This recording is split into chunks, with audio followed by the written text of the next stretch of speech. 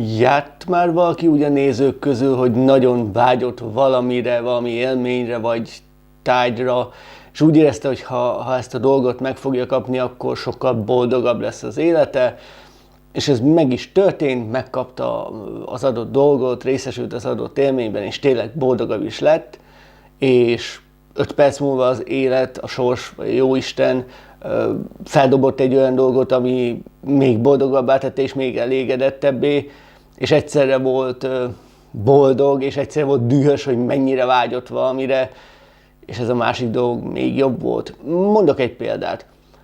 Életem nagy álma volt az, hogy eljussak egyszer Kordovába, és úgy éreztem, hogy ha egyszer eljutok Kordovába, akkor nagyon boldog és nagyon elégedett leszek. És ez meg is történt, eljutottam Kordovába, nagyon örültem, aztán felszálltam a vonatra, 3 óra múlva ott voltam Granadába, és rájöttem, hogy Granadát még jobban szeretem, Granada még jobban tetszik nekem, mint Kordova, és az egyszerre tett boldoggá, és nagyon dühösé nevettem, dühös voltam, de nevettem, mert hogy minden álmom az volt, hogy eljussak Kordovába, és akkor Granada még szebb város, meg még jobb élmény. Na de ez az epizód nem Kordováról, nem is Granadáról szól, hanem 2 társasjátékról, vagyis hát egy játéknak a bemutatásáról, amiben én ugyanígy jártam, mint Kordovával és Granadával.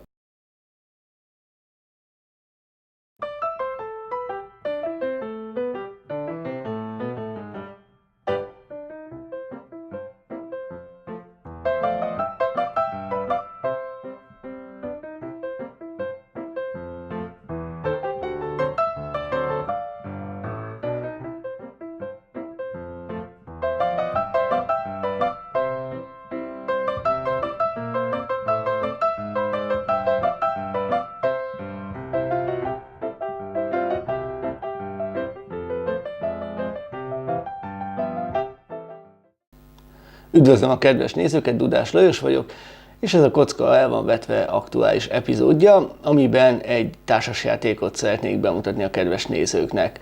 Ez a társasjáték nem a 7 csoda.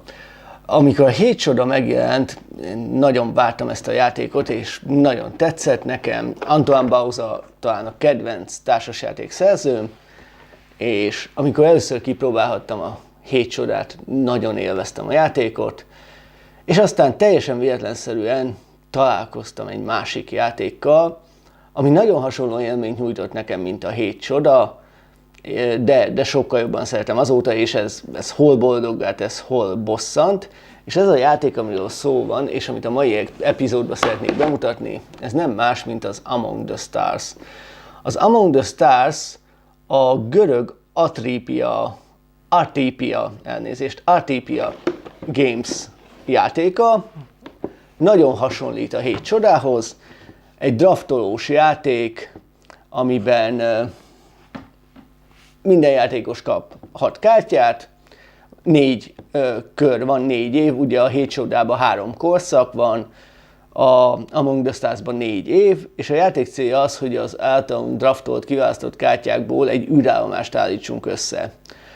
Nagyjából hasonlóan néz ki a játéknak a mechanizmusa, mint a 7 csodáé, kiválasztjuk a kártyát, és miután mindenki választott, eldönti, hogy az adott kártyát meg kívánja építeni, eldobja és pénzt kap, és ugye mivel itt nem csodák vannak, a harmadik lehetőség nem az, hogy eldobjuk és felépítjük a csodáknak egy szintjét, hanem bizonyos építmények, bizonyos modulok az űrállomásunkon energiát igényelnek, és az Among the Stars-ban a harmadik lehetőség, hogy a kiválasztott kártyát eldobjuk, fizetünk egy pénzt, és építünk egy új erőművet a űrállomásunkon. A játékot az nyeri, aki a játék végéig több győzelmi pontot szed össze, ugyanúgy számítanak a fennmaradó pénz, itt ugye nem a csodák, hanem az erőművek, és alapjában a kártyáknak 2 fajtája van, az egyik egyből kifejti a hatását, és egyből ad nekünk bónuszokat, győzelmi pontokat, ezeknek a szövegdoboza fehér, és vannak a sárga szövegdobozú kártyák, amik pedig csak a játék végén fejtik ki a hatásukat. Nézzük meg, hogy mi van a dobozban. Ha kinyitjuk az Among the Stars dobozát, Találunk benne egy pontozó táblát, ezen tudjuk követni, hogy melyik év van, milyen irányba megy a draft, tehát milyen irányba adjuk a kártyáinkat, és kinek mennyi pontja van. A szabálykönyvet, ami nem egy túl megterhelő mennyiségű, 11 oldalban, 12 oldalban már benne van a stáblista és a játék sztoria is, különböző kérdések és válaszok, különböző játékmódok. Igazán a játékszabály az 4 oldal. Találunk benne fajkártyákat, ugyanis minden játékos minden játékban egy-egy fajt testesít meg, aminek minden fajnak van valami speciális hatása a játékra.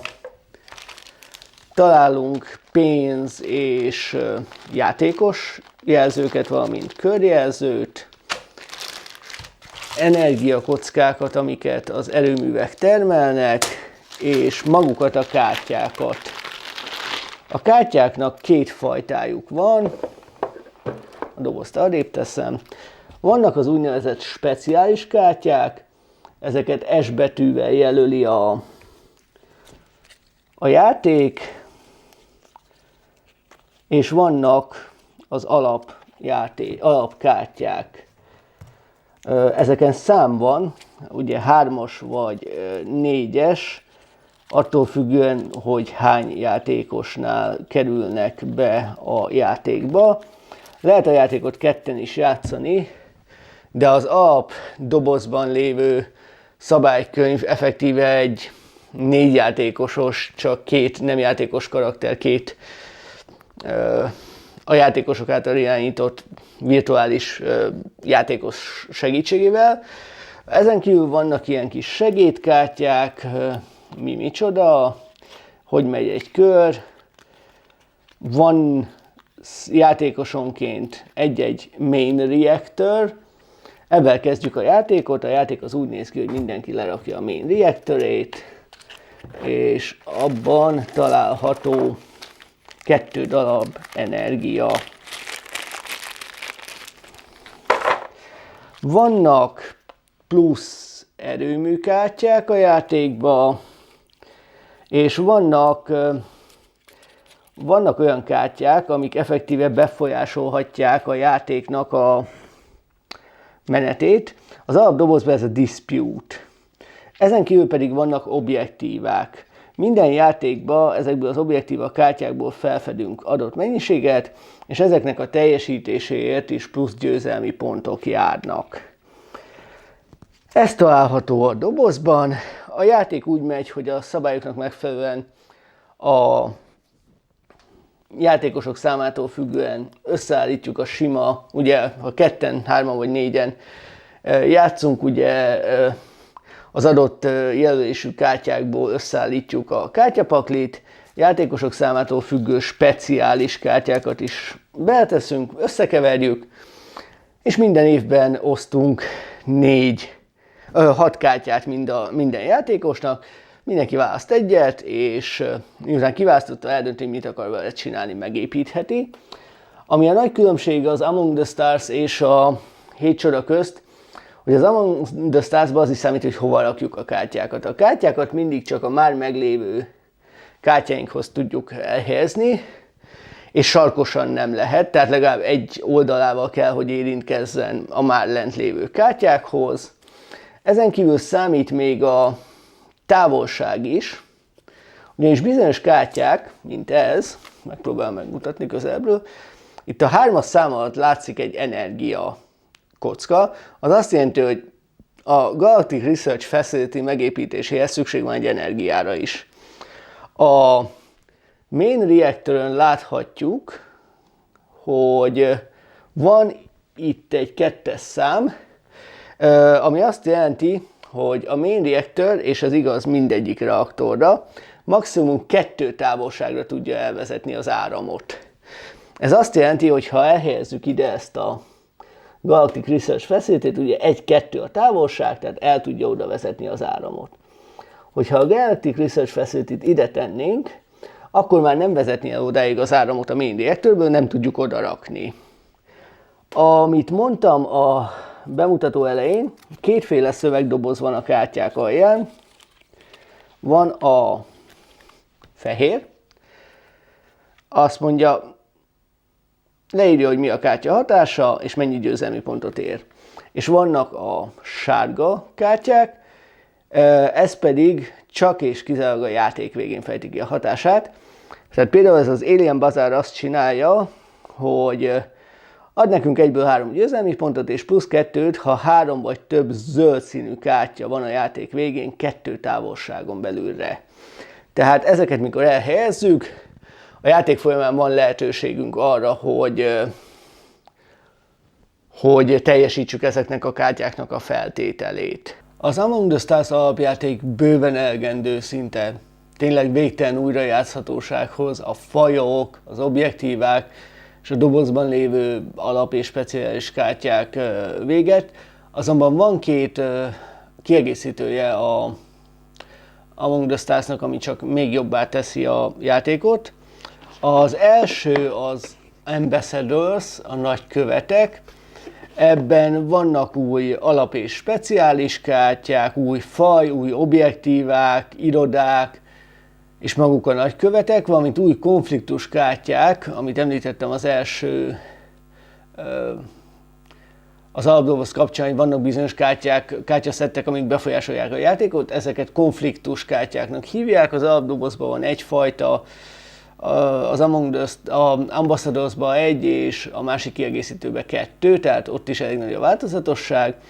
Ha használjuk ezt a kiegészítőt, a nagyköveteket, akkor lehetőségünk van arra, hogy nagyköveteket hívjunk az űrállomásunkra. Értelemszerűen ugye a saját fajunkból nem, de az összes többi fajból igen. A játék elején minden játékos kap 5 irodát, ez a 5 fajta színnek, az 5 fajta épületeknek felel meg, és lehetőség van arra, hogy kiválasztunk a kezünkből egy kártyát, és azt eldobjuk, és azért ne pénzt kapjunk, vagy új erőművet építsünk, hanem nagykövetet hívjunk az űrállomásunkra, kiválasztjuk a nagykövetet, kiválasztjuk az egyik irodát, és azt építjük meg az űrállomásunkon, tehát effektíve az a épület fogja jelképezni, szimbolizálni a nagykövetünket a űrállomáson.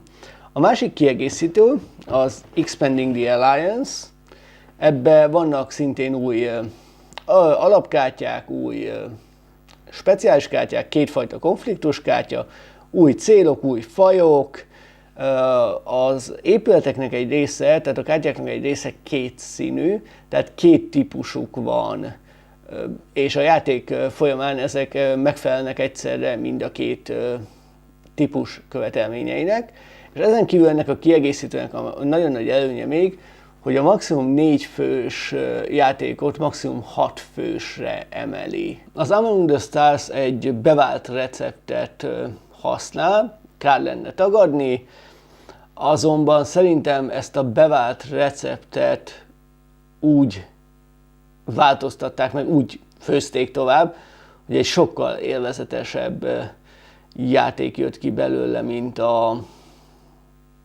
7 csoda. A 7 csodára inkább azt mondanám, hogy egy családi játék, gyerekekkel is lehet játszani, az Among the Stars-ra viszont, főleg a kiegészítőkkel együtt azt tudnám mondani, hogy inkább komolyabb játékosoknak való, tudják játszani ugyanúgy kezdőjátékosok is, gyerekekben nem vagyok benne biztos, viszont egy sokkal komolyabb, összetettebb stratégiájú játékról van szó. Én mindenkinek csak ajánlani tudom. Visszatérve Cordovára és Granadára, nekem letaszította a trónról örökre a 7 csodát. Ajánlom mind a 2 kiegészítőt is, nem drágák és nagyon pozitívan változtatják meg a játékmenetet.